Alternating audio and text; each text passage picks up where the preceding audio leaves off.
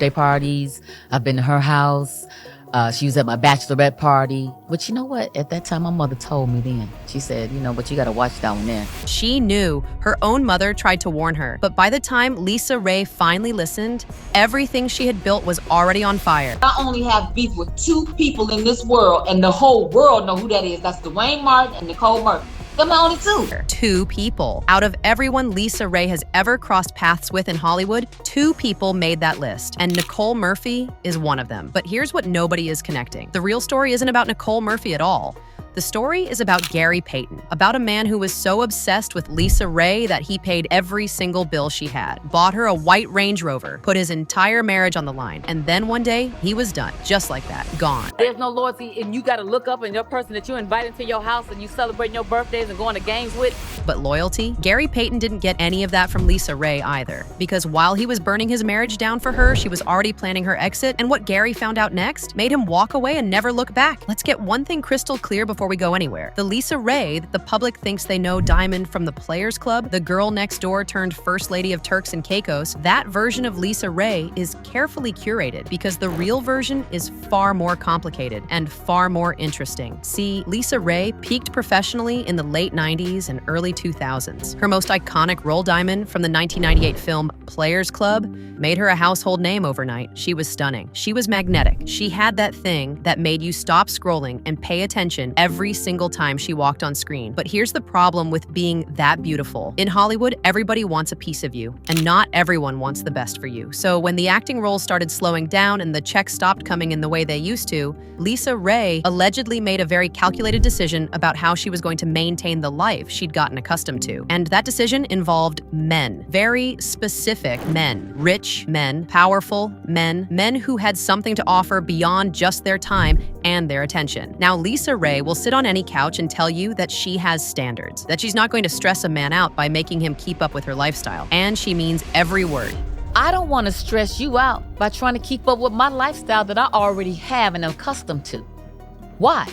Because if I'm going to these restaurants just for lunch meetings and it takes you your whole check to take me there, I don't want to stress you out. You cannot hang with me. She said that out loud. On camera, no filter, no shame. And honestly, you have to respect the honesty, even when the delivery is a little jarring. Lisa Raye has never pretended to be something she isn't. She wants luxury. She wants someone who can fund it without flinching. But what happens when the man you've chosen as your sponsor decides he wants more than a business transaction? What happens when he falls all the way in love and you're already looking at the next one? That's the Gary Payton story. And it is absolutely wild from beginning to end. Now, for those who need a refresher, Gary Payton is one of the greatest point guards to ever play in the NBA. 10-time All-Star, Defensive Player of the Year. The man nicknamed the Glove because nobody, and we mean nobody, could get past him on the court. Off the court, though, Gary had a serious weakness, and her name was Lisa Raye McCoy. Nobody has been completely upfront about exactly how Gary and Lisa Raye first crossed paths, but what everybody does agree on is that when they connected, it was immediate, it was intense.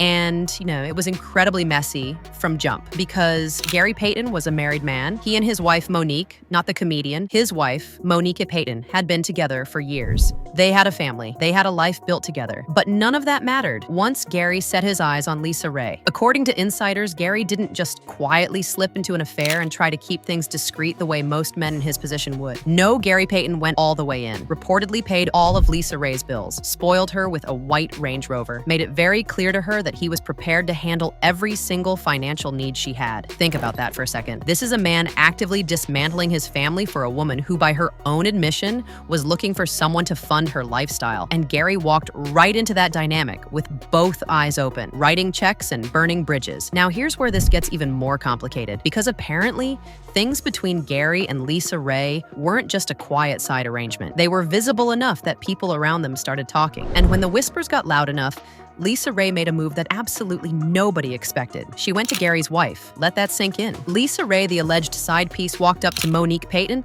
and essentially said, "Your husband and I have been involved." And what she likely thought was going to happen, Monique packing her bags and clearing the way, did not happen at all. Monique wasn't going anywhere. Now, why would Lisa Raye do something that bold? Because she had done the math. Lisa Raye knew that Gary was invested in her financially, emotionally, all of it. She had seen how far he was willing to go. And so she likely calculated that if she forced Monique's hand, Gary would have to choose. And if Gary chose, she was confident about which way that choice would go. But Monique Payton did not play by those rules. She refused to leave. She refused to be moved. And that decision completely changed the dynamic, because now, instead of Gary riding off into the sunset with Lisa Raye the way she may have envisioned you, had a full-blown war between Monique and Lisa Raye that spilled out into public spaces, and it got physical. According to sources, things got so heated that Monique and Lisa Raye ended up at the same basketball game, and when they came face to face, Monique reportedly lost it. Word is that she beat the taste out of Lisa Raye's mouth right there, and it literally took multiple people to get between them before the situation escalated any further. Let's sit with that image for a moment. You've got one of the most beautiful women in Hollywood getting handled at a basketball game because she went to a woman's home and announced she'd been sleeping with her husband. Monique was not for the games, not even a little bit. Now, here's where the story really twists, because you would think that after all of that, after the bills Gary paid, after the Range Rover, after the scandal, after the physical altercation, Gary and Lisa Raye would have either cemented their relationship or blown up entirely. But what actually happened was something in between. And what Gary Payton did next is the part nobody really talks about. All right, this is the part the internet keeps skipping over. Everyone talks about Gary paying Lisa Raye's bills. Everyone talks about Monique refusing to leave. Everyone talks about the basketball game incident. But what nobody focuses on is the timeline of what was happening on Lisa Raye's end while all of this was unfolding. Because while Gary Payton was out here burning his marriage to the ground, Lisa Raye was not sitting at home, waiting for him to finalize anything. She was moving quietly, strategically, but moving. And the man she was moving toward, Michael McKeesick, the future Prime Minister of Turks and Caicos. Now think about what that represents to a woman like Lisa Raye, a woman who, by her own admission, is looking for someone who can fund a luxury lifestyle without blinking. Gary Payton was an NBA star, that's one level of money and access. But a Caribbean head of state, that's a completely different kind of power, different kind of doors, different kind of status.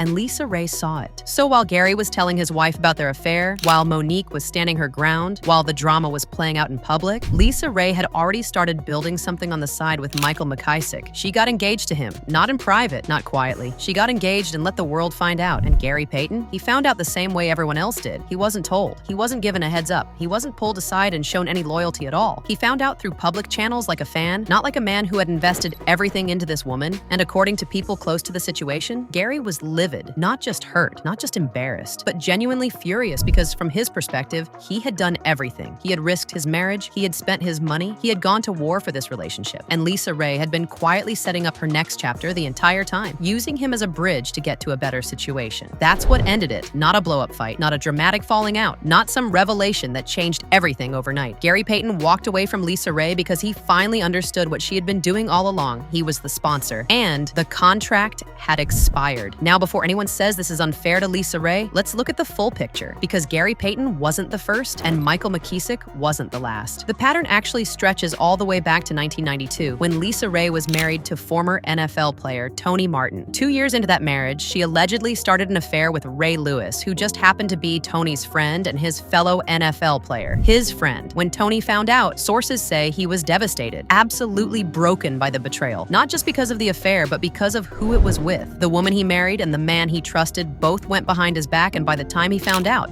it had apparently been going on long enough that it couldn't just be dismissed as a mistake. After Tony, the list reads like a who's who of famous and powerful men. Allen Iverson, while he was still married. Al Sharpton for the connections and the doors he could open. Genuine for a period, though that apparently fizzled before it became anything significant. And Bobby Brown allegedly claimed intimacy with Lisa Raye while he was already with Whitney Houston. Let that list marinate, because what you're looking at isn't just a woman who made some questionable choices in her romantic life. What you're looking at is a very deliberate strategy. Each man on that list had something specific to offer: money, status, access, connections, and each relationship seemed to serve a purpose in Lisa Raye's larger plan for her life. And the men who couldn't hold up their end of the deal, they got replaced. Gary Payton was probably the most dramatic example of this because he went so all in. He loved hard and spent harder and fought publicly for a woman who, if we're being completely real, was always going to eventually upgrade the moment a better opportunity came along. And Michael McKissick was that upgrade. So Lisa Raye becomes the first lady of Turks and Caicos. On paper, goals. She's living in the Caribbean, married to a head of state, wearing designer everything, attending state dinners and international events. From the outside looking in, this was the ultimate come-up for a woman who grew up in Chicago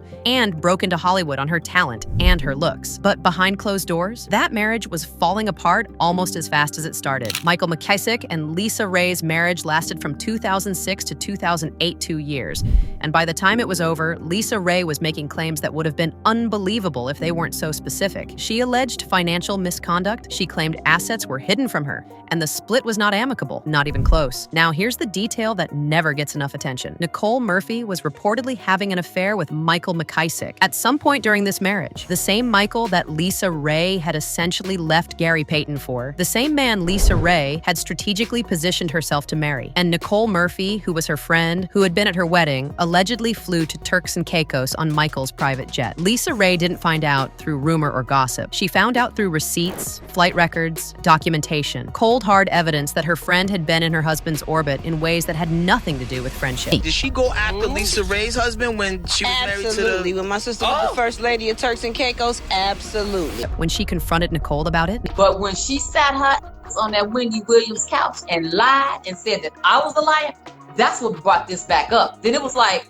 no, we talked about this. We don't have to talk about this publicly. Come see me. Come see me. Nicole didn't just deny it. She went on national television and called Lisa Raye a liar. And that was the moment that turned a private grudge into a decade-long public war. Now here's the part of this story that nobody wants to say out loud. Lisa Raye, a woman who by multiple accounts spent years as someone else's side piece, became the victim of the exact same thing she had done to other women. Monique Payton could tell you exactly what it felt like. Tony Martin's ex-wife could tell you, and now Lisa Raye was sitting in that seat. And the way Lisa Raye talked about Nicole, the rage, the betrayal, the disgust is almost identical to how Monique likely felt when Lisa Raye showed up at her door to announce the affair with Gary. Nicole Murphy, you're disgusting. You sat on that couch and you laughed. It ain't no moment, it's a mess. You wrong for that. You the type of women that let these men be evil.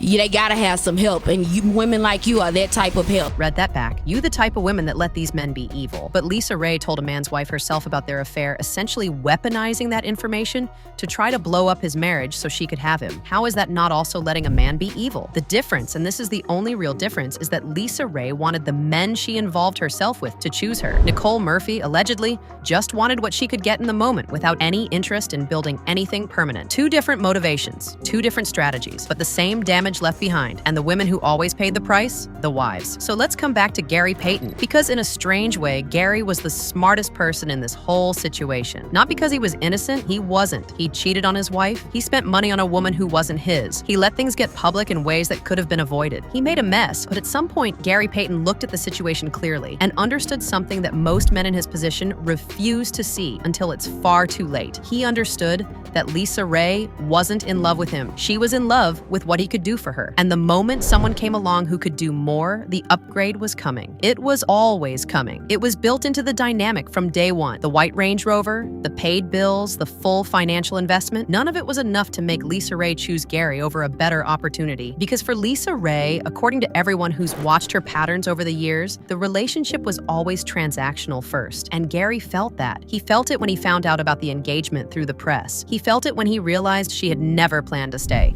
And he walked away with his lesson learned, which, if you think about it, is more than most men in his position come out of those situations with. Now the question that nobody really asks is, did Gary Payton ever come forward publicly about what happened between him and Lisa Raye? And the answer is largely no. Gary has stayed quiet on the specifics. No tell-all interviews, no cryptic social media posts calling her out, no co-signing of the various stories that came out about Lisa Raye's patterns over the years. And that silence actually says more than words would. And once that money was gone or significantly depleted, Nicole's choices started to look a lot like Lisa Raye's playbook. Michael Strawn won't sign the prenup, relationship ends, Jimmy Jackson, Nick Cannon, and then Antoine Fuqua, who was married to Layla Rochon, a woman who was reportedly one of Nicole's close friends. 2 women, both beautiful, both famous, both broke or close to it at different points, both making very similar decisions about how to solve that problem, and both furious at each other for doing the exact same thing. The Lisa Raye and Nicole Murphy beef, when you strip everything away,